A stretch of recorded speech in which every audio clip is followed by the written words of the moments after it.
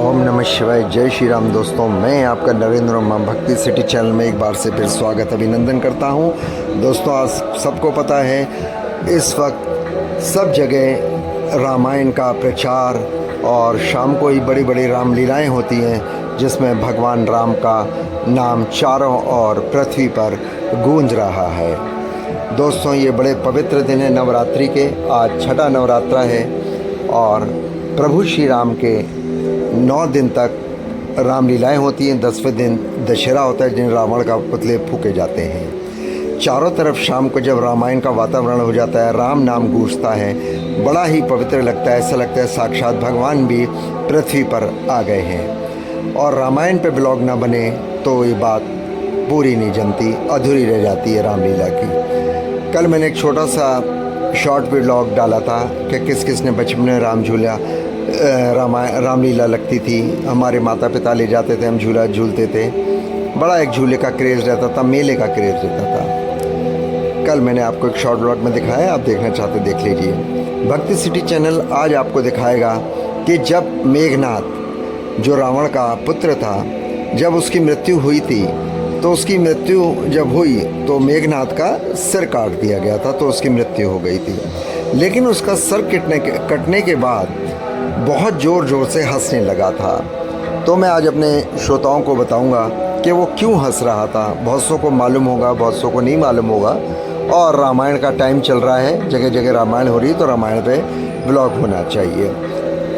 आज मैं बताऊंगा कि मेघनाथ का सिर मरने के बाद क्यों हंसने लगा था। जानने से पहले भक्ति श्री चैनल में नरेंद्र ओम आपसे अनुरोध करता है कि प्लीज़ ब्लॉग को अधिक से अधिक लाइक करें, सब्सक्राइब करें, शेयर करें और बेल आइकॉन को प्रेस करें। आइए जानते हैं। रामायण में भगवान श्री राम, माता सीता, लक्ष्मण और वीर हनुमान के अलावा कई महत्वपूर्ण चरित्रों का वर्णन मिलता है, जिसमें लंकापति रावण और उसके पुत्र मेघनाथ भी थे। मेघनाथ का एक नाम इंद्रजीत भी था। दोनों नाम उसको पराक्रम और बहादुरी के लिए दिए गए थे। राम और रावण के बीच युद्ध में लक्ष्मण ने मेघनाथ का वध किया था।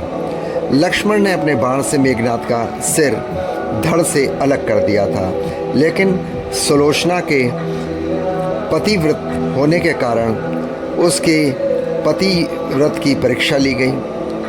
परीक्षा के समय मेघनाथ का कटा हुआ सिर भी जोर जोर से हंसने लगा था। इसकी कथा इस प्रकार है, आइए जानते हैं किस प्रकार है।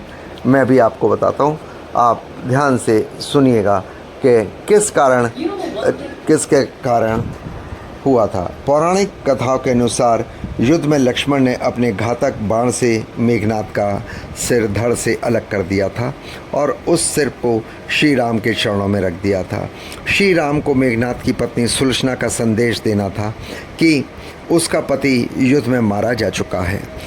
इसके लिए जब श्री राम ने मेघनाथ की एक भुजा काटकर सुलोचना को भेजी तो उसे यकीन नहीं हुआ कि उसका पति मेघनाथ वीर गति को प्राप्त हो गया है और ये भुजा उसके पति मेघनाथ की है।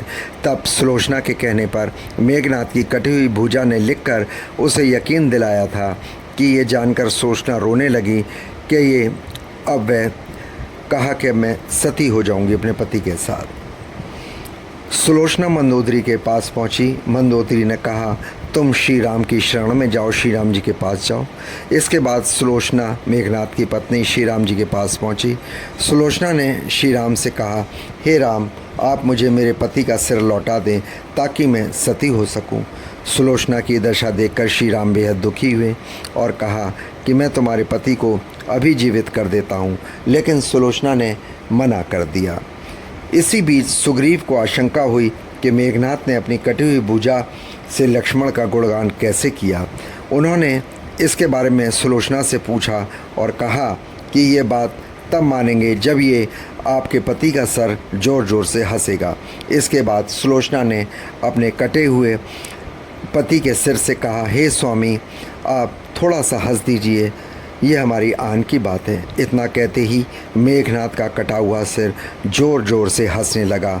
इसके बाद सुलोचना सती हो गई और सुग्रीव का भ्रम दूर हो गया। यह देखकर पूरे राम के उसमें पूरे में हाहाकार मच गया कि मेघनाथ का सिर मरने के बाद, कटने के बाद ज़ोर ज़ोर से हंस रहा है।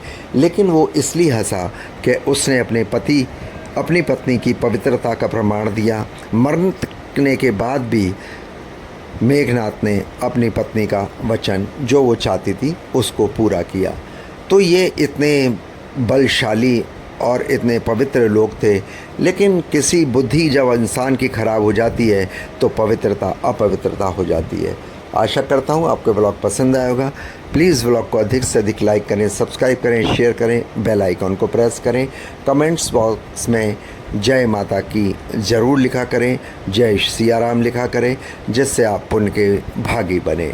और हाँ, अब हमारा व्लॉग डेली प्रतिदिन 1:05 दोपहर पे आएगा।